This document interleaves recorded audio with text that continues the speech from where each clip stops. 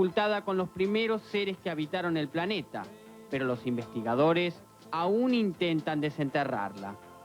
En la actualidad se cree que los primeros homínidos surgen hace unos 5 millones y medio de años, pero en realidad los primeros restos que estarían vinculados a la evolución de los homínidos es lo que se llama el Ardipithecus ramidus, que tiene una antigüedad de 4.400.000 años.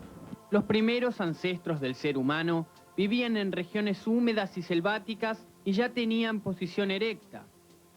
El Australopithecus ramidus, hallado en Etiopía, es el más antiguo de ellos, pero el Australopithecus anamensis, el primero en caminar, es considerado un punto de quiebre en la especie.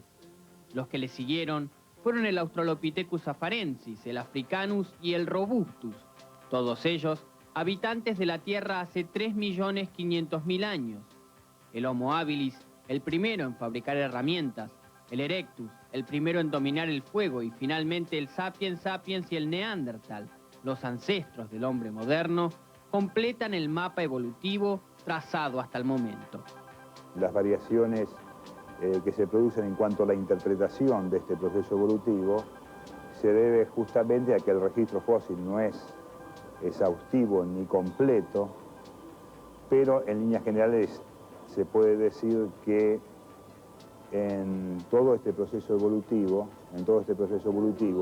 en la línea que va a dar origen a lo que es el hombre moderno, hay lo que se llama un proceso de especialización en el sistema nervioso central, es decir, un aumento de la encefalización. En la especie humana o en la línea que va a dar origen al hombre moderno, efectivamente, en este proceso de encefalización se va produciendo un aumento de la capacidad, un aumento del desarrollo tecnológico.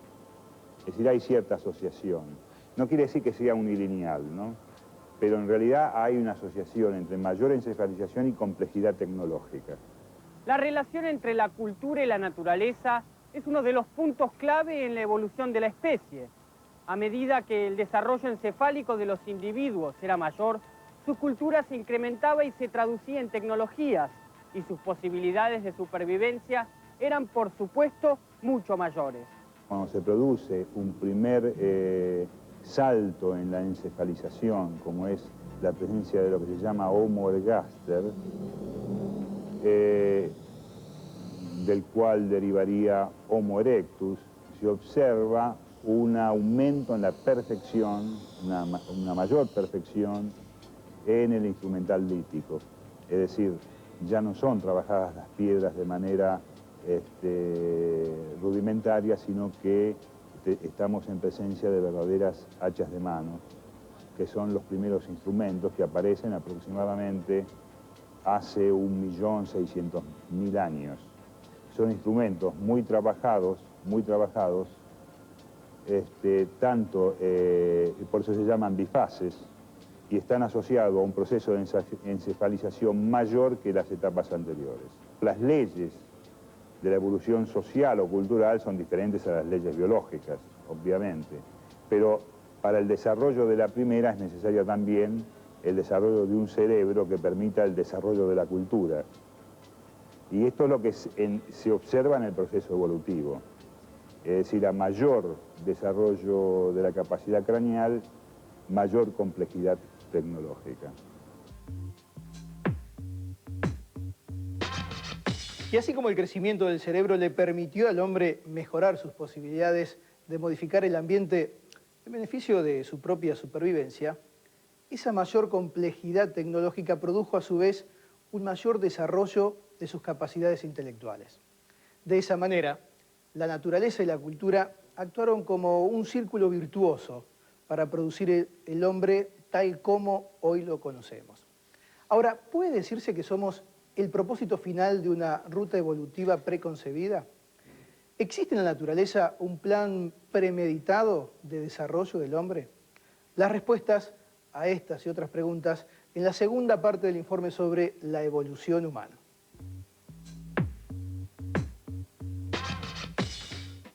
La distinción tajante entre naturaleza y cultura caracterizó a las teorías que intentaron explicar la evolución de la especie humana. El primer autor en abordar el proceso evolutivo estuvo claramente posicionado en las transformaciones de orden biológico. Se trata del teórico inglés Charles Darwin y su obra El origen de las especies, publicada en 1860. Allí, Darwin expresaba por primera vez los puntos centrales para comprender los orígenes del ser humano, la descendencia del mono y la selección natural de las especies. Lo que planteó Darwin en su teoría en el año 1859 fue básicamente una manera en la cual se construye el diseño natural. Además, por supuesto, de plantear la descendencia del hombre a partir de ancestros simiescos, ¿no es así? Desde Aristóteles, ¿no es así? Sobre todo en la Edad Media se pensó en lo que es una cadena del ser, ¿no es así? Es decir, la perfección que no solamente llegaba a los hombres, sino que llegaba a Dios, ¿no es así? A través de una línea de sucesión desde organismos muy simples hasta organismos complejos como eran nosotros, y por supuesto después seguían arcángeles y Dios, por supuesto, en la cúspide de esa cadena del ser. Eso fue justamente lo que Darwin desechó absolutamente en su libro y en su teoría, porque de alguna manera lo único que él entendió es que en la naturaleza no hay ningún propósito de ir hacia ningún lado en ningún momento. Lo único que hay es una supervivencia y reproducción diferencial de ciertos organismos en cada uno de los ambientes donde tiene que vivir.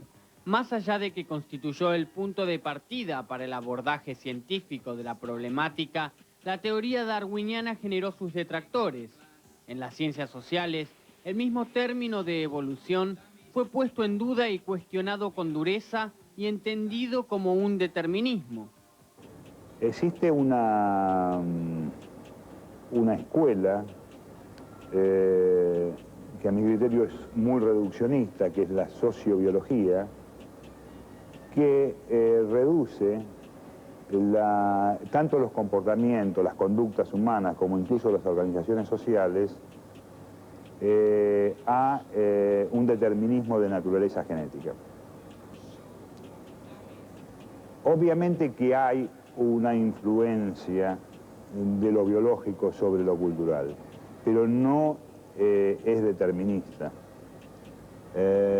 Los conflictos surgen cuando se plantea, por ejemplo, que lo biológico, o en particular lo genético, determina la conducta y las organizaciones sociales humanas. Esto es un reduccionismo que no comparto. A medida que los estudios sobre el origen del ser humano avanzaban, una idea iba afianzándose. Se trata de la hipótesis del eslabón perdido, un postulado que irrumpió en el escenario científico y generó controversia. En la evolución humana en particular, hasta hace muy pocas décadas se ha mantenido una visión muy antropocéntrica y finalista. ¿Qué quiero decir con esto? En la evolución en general se admite que no hay un plan preconcebido, que no hay un diseño, que no hay una finalidad. Y esto a partir de la teoría de Darwin, digamos, ha quedado claro y ha sido el marco de interpretación para la biodiversidad, para el origen de la biodiversidad. Sin embargo, para la especie humana se mantuvo una idea así de finalismo, de plan preconcebido, de evolución lineal, como si nosotros fuéramos el propósito final de una ruta evolutiva. Y desde hace tiempo ya que hay evidencias de que esto no es así, y se han forzado, digamos, en muchos casos las interpretaciones para mantener esta linealidad. Actualmente esta idea se ha roto y se admite que somos parte de un arbusto, digamos que la línea de evolución a la que pertenecemos es una ramita en medio de un árbol que ha sido frondoso, es decir, esto rompe con la idea de esta evolución lineal y de eslabón perdido, como si hubiera una cadenita. No hay tal cadenita, hay un panorama de diversidad. Las nociones de evolución y de especie han dado lugar a un sinnúmero de especulaciones que, no en pocos casos y obedeciendo a intereses que nada tenían en científicos, culminaron en intolerancias y discriminaciones de diversos tipos. Tal es el caso, por ejemplo, del uso del concepto de raza como una manera de eliminar al diferente. Pero, ¿es correcto hablar de razas? En la última parte de este informe sobre la evolución humana, los expertos aclaran este y otros puntos con respecto a la noción de especie humana y además responden a la siguiente pregunta. ¿Es posible que aparezcan nuevas especies a partir de la nuestra?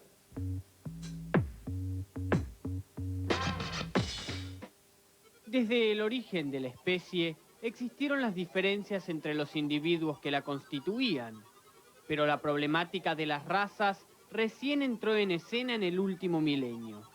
Distinciones arbitrarias como las de color de piel u origen étnico justificaron en los momentos más oscuros de la historia miles de masacres. Sin embargo, hoy, la noción de raza es puesta en jaque por la biología moderna, al determinar que las características genéticas de nuestra especie son similares en un 99%. Lo que nosotros llamamos razas, en realidad son poblaciones geográficas que tienen algunas diferencias, que serían muy superficiales, muy recientes, y, digamos, si uno toma de una manera estereotipada las características que se utilizan comúnmente para distinguir razas, como color de la piel o características del cabello, quizás pueda hacer una división. Pero si uno toma un conjunto de características mucho más amplias, que incluyen diferencias genéticas, va a descubrir que las diferencias entre dos individuos de una misma raza pueden ser mayores que las diferencias entre individuos de diferentes razas. Con lo cual la idea de raza queda seriamente cuestionada, ¿sí? En realidad aparece como un corte arbitrario, porque las diferencias entre humanos, si bien hay diferencias entre distintas poblaciones geográficas, son graduales. Y las migraciones van de alguna manera desdibujando estas diferencias. Y como son graduales, cualquier corte es arbitrario. Entonces, desde el punto de vista genético, desde el punto de vista biológico, la idea de raza es una idea que está muy cuestionada y la mayor parte de los biólogos evolutivos modernos consideran que no podemos hablar de razas entre los humanos actuales. Una derivación de las distinciones raciales puede encontrarse en una cuestionada corriente de pensamiento conocida como eugenesia. Un primo de Darwin inventa, por así decir, la eugenesia, esta idea de inhibir la reproducción de los individuos considerados inferiores y promover la reproducción de los considerados superiores. Y la eugenesia fue un movimiento prácticamente general en Occidente, desde las últimas décadas del siglo XIX hasta bien entrado el siglo XX, hay medidas y prácticas eugenésicas en todos los países, en todos los países. En algunos países esto ha resultado francamente brutal, como, bueno, conocemos toda la experiencia nazi, pero también en los Estados Unidos. Una serie de tecnologías sociales que se han implementado a partir de sostener ciertas creencias eugenésicas. Y en los otros países también. Lo que pasa es que en otros países esto se hace de manera mucho más suave y termina siendo medidas no demasiado comprometidas con la eugenesia en un sentido fuerte. Ligado a la noción de raza, apareció la idea del cambio de la especie actual. ¿Hacia dónde va la humanidad en este momento? ¿Seguirá el hombre evolucionando? En el caso de nuestra especie, lo que sí podríamos decir es que, digamos, difícilmente se llegue a la homogeneidad genética. A pesar de que hay migraciones, las migraciones siguen siendo todavía relativamente lentas. Somos una especie cosmopolita, con una población muy enorme, pero sin embargo las diferencias regionales se siguen manteniendo. De todas maneras no es suficiente estas diferencias regionales como para que pueda ocurrir algún evento de especiación. Esto sí que es posible predecir que en las condiciones actuales sería prácticamente imposible que aparezcan nuevas especies a partir de la nuestra, porque para eso es indispensable un cierto nivel de aislamiento que es impensable en una especie como la nuestra, ¿no? Con el descubrimiento del genoma humano, el hombre tiene hoy en su poder una herramienta que le permitirá influir sobre el destino de la especie. Pero el desafío es doble. A partir de la responsabilidad en su uso, depende el futuro de la humanidad.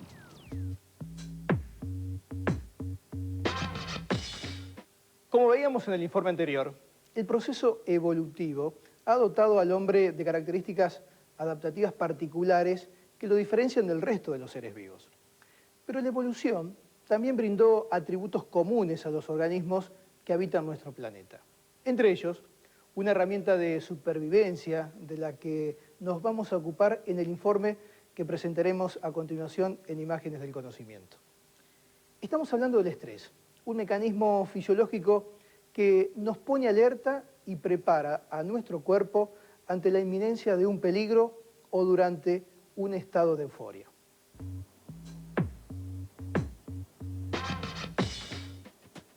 Ataca en silencio pero con intensidad. En un principio, produce cansancio, irritabilidad y agotamiento, síntomas que son bien conocidos en hombres y mujeres que oscilan entre los 20 y los 50 años.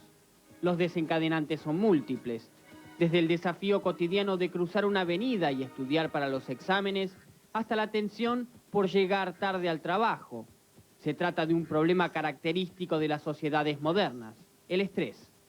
En general, podemos decir que se trata del conjunto de conductas de todos los organismos, animales y vegetales, frente a las perturbaciones del ambiente que ponen en riesgo su integridad física y también conductual.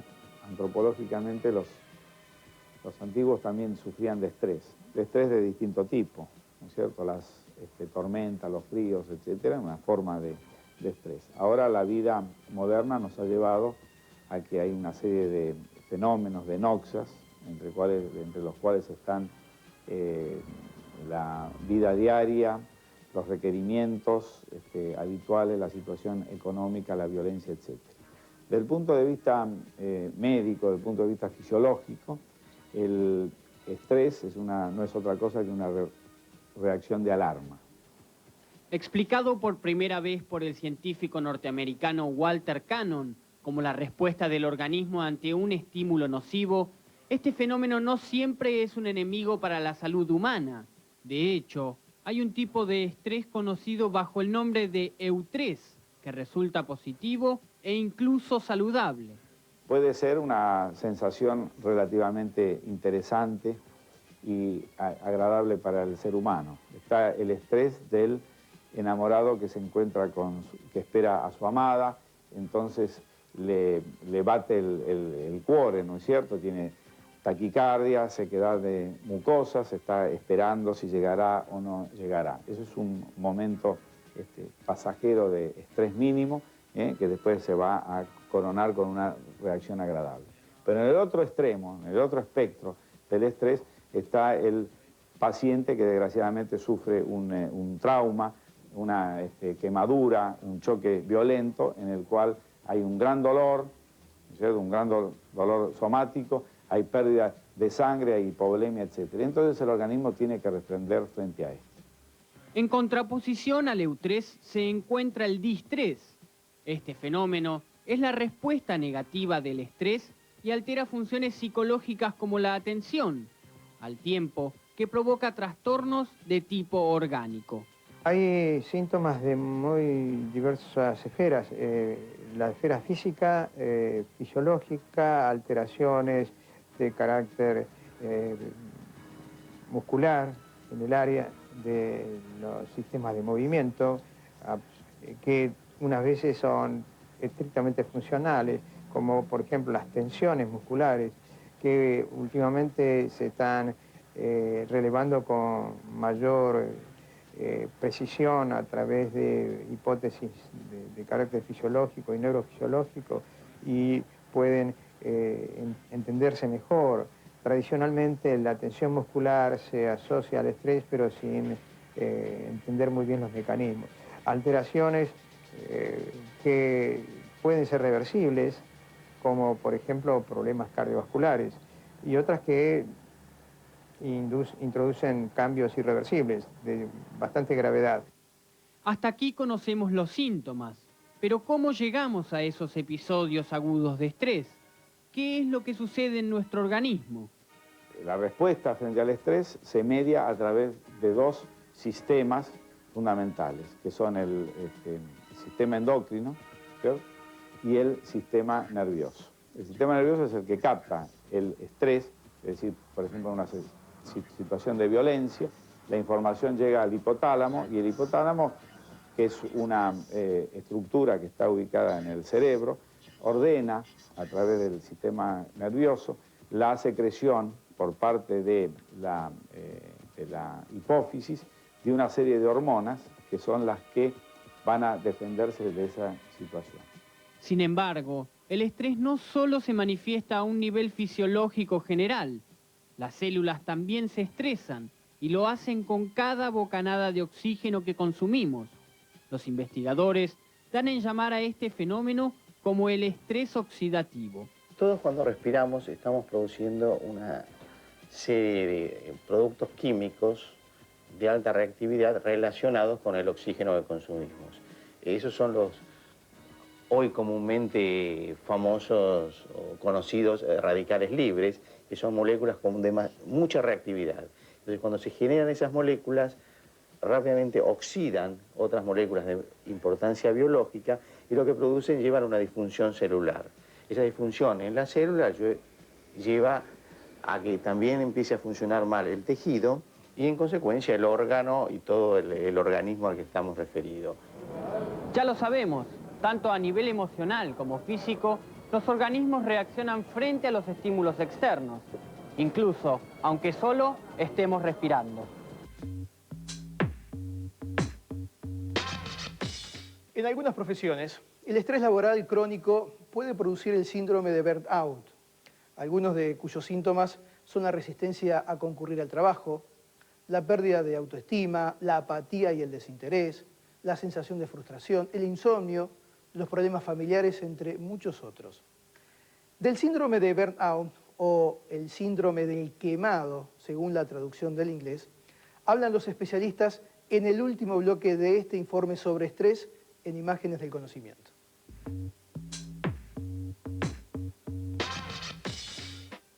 Un sector que se encuentra principalmente expuesto a las situaciones de estrés es el de los trabajadores de la salud. Médicos y enfermeros enfrentan cotidianamente desafíos que ponen su estabilidad emocional y física al límite. Los investigadores designaron con el nombre de burnout o quemado al conjunto de síntomas que presentan estos profesionales. Está descrito desde hace muchos años este fenómeno y afecta a las personas en su trabajo con repercusión en distintas áreas emocional de la relación y en el trabajo mismo, cuando van presionando sobre, en este caso, agentes del equipo de salud, factores ambientales, como por ejemplo en los médicos y enfermeras que trabajan en áreas críticas, los ruidos, el transcurso permanente de la gente, el trabajo permanente, que a veces es durante las 24 horas, factores institucionales, falta de recursos, presiones para internar pacientes, falta de personal administrativo, lo que hace que el equipo de salud tenga que encargarse de tareas que no le corresponden. Los factores que son también más importantes, que es la relación con pacientes, pacientes que están en situación crítica o pacientes que se van a morir. Las consecuencias del burnout comienzan a sentirse con el paso del tiempo y suelen llevar a situaciones problemáticas. Todo esto hace que en el transcurso de los años se afecten, como decía, el desempeño del personal en este caso del equipo de salud, y comiencen a tener problemas como desinterés en el trabajo, adicciones, relaciones muy malas con respecto a la pareja y a sus hijos, desinterés en general, también en la relación con los amigos, y esto lleva, bueno, a lo que se ha llamado desde hace mucho tiempo el quemado. Según los especialistas, la prevención del síndrome del quemado es posible mediante un trabajo conjunto entre las instituciones y los profesionales. La prevención del burnout es fundamentalmente, a mi criterio, corresponde a que la institución en donde se está desempeñando trabaje activamente en la prevención del burnout, sobre todo hablando con el equipo que trabaja y tratando de diseñar en forma conjunta una estrategia para prevenirlo. En este sentido, el espacio de expresión dentro de la institución a mí me parece muy importante y esto puede ser dado a través de charlas que podrían ser reflexión de la tarea o grupos interdisciplinarios en donde se aborde al paciente, a la familia, a la situación institucional. Esto puede ser una forma de prevención del burnout. Está comprobado. La respuesta estimulada del organismo puede afectar a algunos más que a otros, pero en definitiva no hace distinciones de ningún tipo. Tanto es así que en los tiempos que corren, el estrés ataca no solo a los trabajadores, sino que también alcanza a quienes están desempleados.